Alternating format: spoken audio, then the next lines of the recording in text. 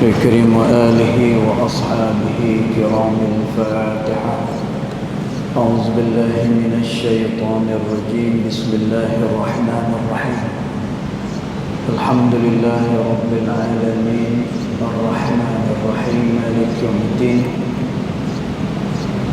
إياك نعبد وإياك نستعين اهدنا الصراط المستقيم صراط الذين أنعمت عليهم غير المغضوب عليهم ولا الضالين.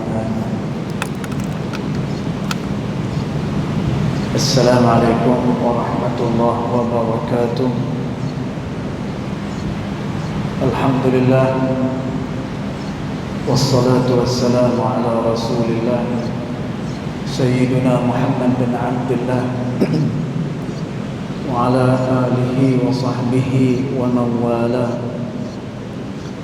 أشهد ونشهد أن لا إله إلا الله وأشهد أن محمدا عبده ورسوله. اللهم صل وسلم على سيدنا محمد عبدك ورسولك النبي الأمي وعلى آله وصحبه وبارك وسلم. ثم أقول رب اشرح لي صدري ويسر لي أمري واحلل عقدة من لساني يفقه قولي أما بعد. قال الله سبحانه وتعالى في تنزيله: لقد كان لكم في رسول الله أسوة حسنة صدق الله العظيم. ربي أدخلني مدخل صدق وأخرجني مخرج صدق واجعل لي من لدنك سلطانا نصيرا.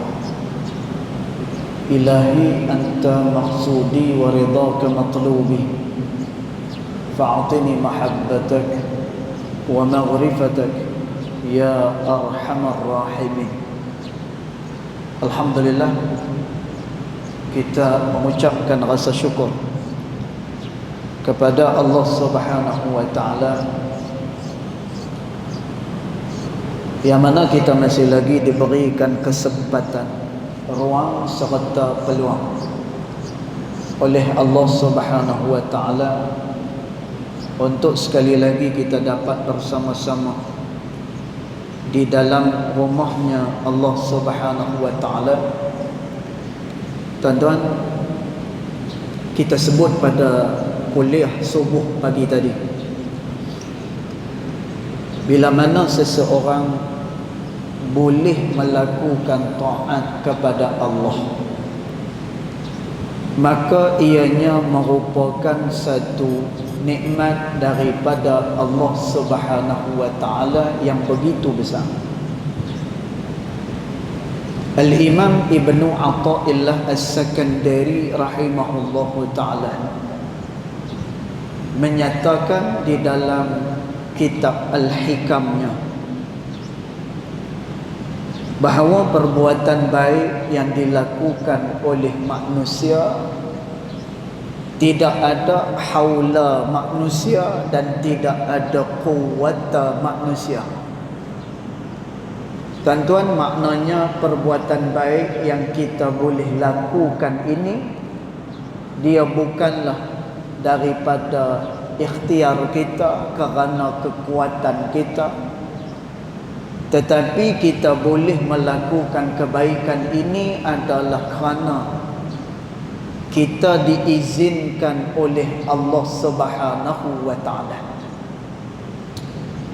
Bahkan hidayat, petunjuk Allah Subhanahu wa taala, Allah Subhanahu wa taala menyatakan, innaka la tahdi man ahbabta, kata Allah. Hei Muhammad, kamu tak boleh beri hidayat kepada siapa yang kamu suka, kata Allah. Tuan-tuan, Nabi SAW, seluruh kehidupan Nabi barakah. Kematian, kewafatan Nabi juga satu barakah. Dan tuan, sungguh pun begitu. Nabi SAW tak boleh memberikan hidayat kepada siapa yang dia kehendaki. Kerana kata Allah, walakinnallaha yahdi man yasha. Kerana kata Allah Subhanahu wa taala, yang memberikan hidayat itu, yang berikan petunjuk itu adalah Allah Subhanahu wa taala. Tuan-tuan, kita boleh berada di sini dan kita boleh melakukan taat tidak lain tidak bukan adalah kerana kita dipilih oleh Allah Subhanahu wa taala. Dikuatkan lagi dengan hadis Nabi sallallahu alaihi wasallam, kata Nabi, antara alamat seseorang itu dimasukkan ke dalam syurga Allah Subhanahu wa taala, yussira lahu amalun ahlil jannah. Maka dia dipermudahkan oleh Allah untuk melakukan amalan-amalan ahli syurga Allah Subhanahu wa taala. Tuan-tuan, tu alamat bahawa dia dimasukkan ke dalam syurga Allah Subhanahu wa taala. Manakala alamat orang yang dimasukkan ke dalam neraka, Nabi SAW sebut yusira lahu amalun ahlin nar, maka dia mudah melakukan amalan-amalan ahli neraka Allah Subhanahu wa taala. Tuan-tuan, maka apa yang kita boleh buat pada hari ini, ianya tidak lain tidak bukan adalah kerana pilihan daripada Allah Subhanahu wa taala. Dan ini menunjukkan bahawa Allah Subhanahu wa taala masih lagi memberikan bimbingannya kepada kita manusia yang sering melakukan dosa kepada Allah Subhanahu wa taala. Al-Imam Hasan Al-Basri rahimahullahu ta'ala menyatakan, antara tanda bahawa Allah Subhanahu wa ta'ala berpaling daripada seseorang. Tuan-tuan, kita muhasabah tengok ada tak tanda ni kepada kita, supaya tuan-tuan kita dapat perbaiki hubungan kita dengan Allah Subhanahu wa ta'ala. Kita bukan hanya setakat nak senang atas dunia, tetapi kita juga nak senang ketika mana di akhirat besok. Sebagaimana yang kita pinta kepada Allah, Rabbana atina fid dunya hasanah wa fil akhirati hasanah wa qina azabannar. Ya Allah, berikan kepada kami kebaikan-kebaikan dunia, dan berikan juga kami kebaikan di akhirah. Bukan setakat tu, lepaskan kami daripada azab neraka Allah Subhanahu wa taala. Tuan-tuan, nikmat kalau kita jadi seumpama Sayyiduna Uthman bin Affan radhiyallahu anhu wa ardah. Tuan-tuan, Sayyidina Uthman orang yang kaya raya. Bukan setakat kaya, malah kekayaan dia diberikan keberkatan oleh Allah. Tuan-tuan, nikmat kalau kita jadi seumpama Sayyiduna Abu Bakar radhiyallahu anhu wa ardah. Kaya, tetapi kekayaannya dibelanjakan pada keridaan Allah Subhanahu wa taala. Tuan-tuan, nikmat kalau jadi orang yang macam ni. Bahkan kata Nabi SAW, ni'mal mal fi yadi salihin. Betapa nikmatnya kalaulah harta ini didapatkan oleh orang-orang yang saleh, kata Nabi SAW.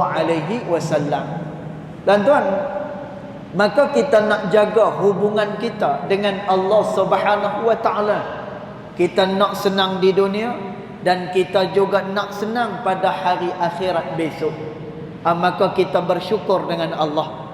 Bila mana kita boleh melakukan taat ini, maka ini merupakan pilihan daripada Allah Subhanahu wa taala. Dan tuan, Orang yang bila mana dia dikasih oleh Allah Subhanahu wa taala, maka dia senantiasa di dalam petunjuk Allah Subhanahu wa taala. Tuan-tuan, tak ada benda lain, tidak ada strategi lain yang lebih baik daripada strategi Allah Subhanahu wa taala. Tuan-tuan, kerana tu di antara adab bila mana kita bermesyuarat, tuan-tuan, kita kena mesyuarat dah. Apa-apa yang kita nak buat, kita kena rangka bagi elok. Kata Sayyidina Ali radhiyallahu anhu wa ardah, perkara baik apabila tidak dirancang dengan begitu rapi, dia akan dikalahkan dengan perkara jahat yang mempunyai perancangan yang begitu kemas. Tuan-tuan, jadi kita mesyuarat, kita rangka bagi elok, tuan-tuan. Tetapi Islam dia letakkan satu garis panduan. Tidak ada keputusan, tidak ada strategi, tidak ada perancangan yang lebih baik melainkan perancangan Allah Subhanahu wa taala. Tuan-tuan, sebab itu bila mana kita mesyuaratkan apa semua sekali ni, tuan-tuan, jangan lupa kata ulama, di akhir mesyuarat, di akhir perancangan kita, fanatawakkal 'ala Allah, kita bertawakal kepada Allah Subhanahu wa taala. Tuan-tuan, kerana apa? Kerana tidak ada petunjuk, tidak ada perancangan yang lebih baik daripada perancangan Allah Subhanahu wa taala. Tuan-tuan, tengok baik tak baiknya perancangan Allah. Satu hari bila mana Ummu Salamah, dia kematian suami dia Abu Salamah. Tuan-tuan, pada pandangan Ummu Salamah, tak ada dah lelaki yang boleh menyamai dengan Abu Salamah suami dia. Tuan-tuan, dalam pandangan dia, inilah lelaki Melayu terakhir. Tapi dia orang Arab lah, ni istilah kita. Kita orang Melayu, kalau tengok orang yang baik, tengok orang yang susah nak jumpa orang macam ni, tuan-tuan, kita kata apa kat dia? Dia adalah lelaki Melayu terakhir. Tuan-tuan, nak kata apa? Tak ada dah orang macam dia, kecuali dia seorang. Tuan-tuan, Ummu Salamah, bila mana kematian Abu Salamah dalam peperangan, maka dia rasa kecewa, dia rasa gundah gulana. Kerana apa? Bagi dia, hanya suami dia lah lelaki yang terbaik di dalam pandangan dia. Tuan-tuan, cuma dia teringat pesan Nabi SAW. Kata Nabi SAW, yang ni boleh amai, tuan-tuan. Kata Nabi SAW, siapa-siapa yang diuji oleh Allah, siapa-siapa yang ditimpakan dengan musibah, maka hendaklah dia membaca banyak kali inna lillahi wa inna ilaihi raji'un. Tuan-tuan, ayat ni biasanya kita baca bila kita dengar ada orang mati saja. Tuan-tuan, ulama dia ajak pada kita bahawa bacaan inna lillahi wa inna ilaihi raji'un bukan hanya sekadar kepada orang mati, tapi bila diuji, bila mana kita ditimpakan dengan musibah, tuan-tuan, bacalah ayat ni. Kata Nabi SAW, siapa yang baca ayat ni ketika mana ditimpa musibah, Allah menggantikan bagi dia apa-apa yang telah diambil oleh Allah dengan benda yang lebih baik daripada tu. Tuan-tuan, Ummu Salamah tiap-tiap hari inna lillahi wa inna ilaihi raji'un, inna lillahi wa inna ilaihi raji'un. Tuan-tuan, akhirnya Allah Subhanahu wa taala perintahkan supaya Nabi SAW masuk meminang kepada Ummu Salamah. Tuan-tuan, Abu Salamah dengan Nabi SAW, siapakah yang terbaik antara dua orang lelaki ni? Tuan-tuan, jawapan tu tanya dengan anak kita yang mengaji dekat Pasti, yang mengaji dekat Tadika. Tuan-tuan, kalau tanya dengan mereka, Nabi dengan orang lain, mana lebih bagus? Tuan-tuan, sudah pasti jawapannya Rasulullah sallallahu alaihi wasallam adalah seafdal makhluk yang dijadikan oleh Allah Subhanahu wa taala.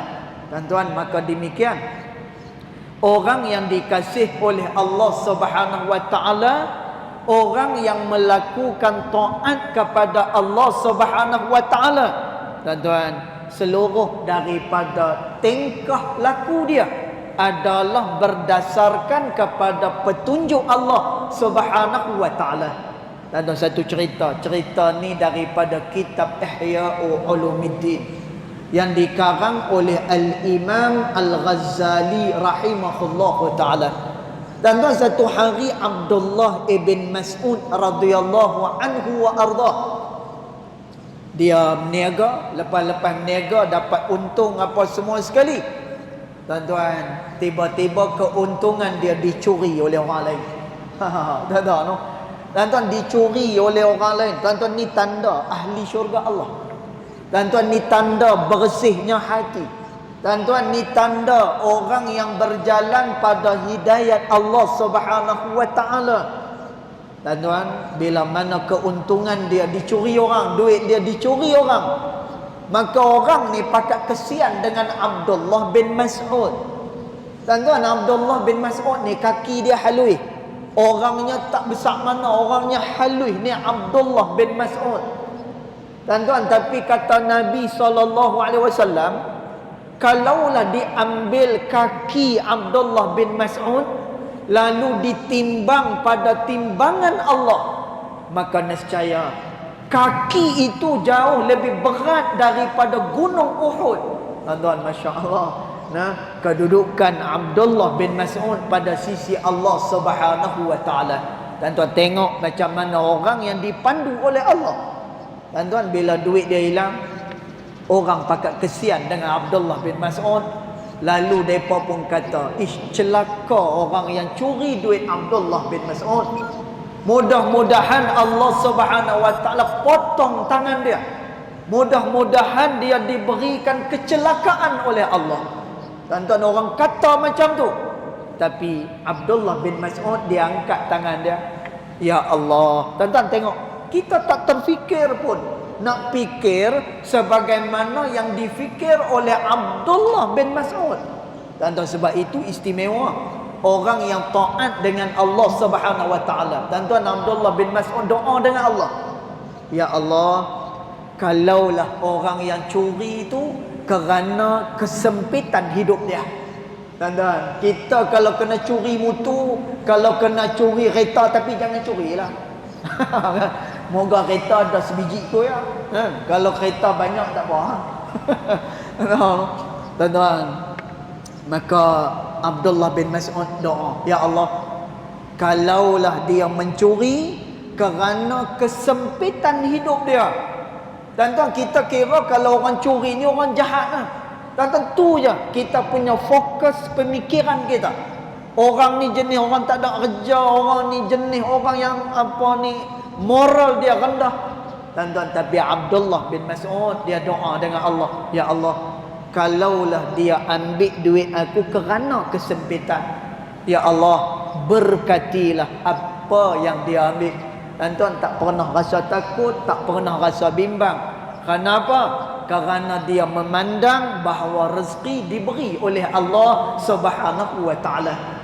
Kemudian Abdullah bin Mas'ud doa lagi, ya Allah, kalaulah dia mencuri kerana memang dia itu seorang penjenayah, memang dia tu orang jahat, ya Allah, aku minta dengan kau ya Allah, jadikanlah dosa dia kali ni adalah dosa yang terakhir.